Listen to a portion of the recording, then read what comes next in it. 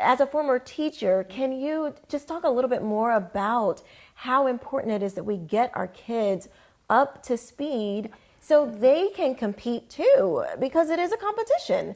Right, right. I mean, our schools have got, I mean, you know me and my kids. Yeah.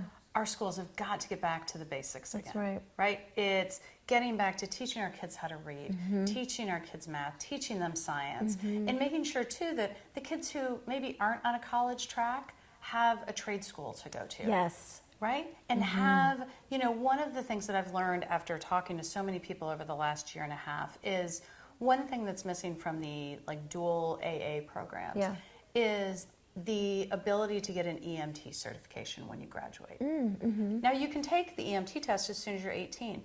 If we can make sure that that's provided in our high schools, then you can leave high school and join the fire department out of high school, and you don't have to have a gap. You can go and join and go to a private ambulance or what have you, right? But having those skills, those are what the businesses need because they need a workforce, right?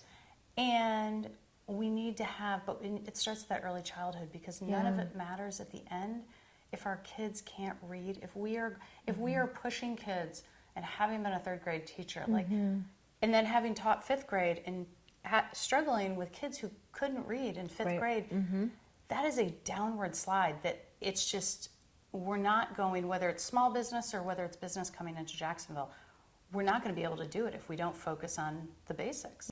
It's why when people like my father, when he came from Cuba, and my grandparents, why it was so important for them to make sure that they rebuilt their life here, to make sure that their kids, my dad's kids, and then were educated, right? It's all about the education. Because they know people understand that connection. And the leaders in the city need to understand that connection because that's where, again, it's setting the stage. You can be an amazing businesswoman, but if you can't get people to work for you, if you're struggling with that workforce, if you're struggling with the education of your own children, then you're not going to be able to succeed. And that's where our role comes in.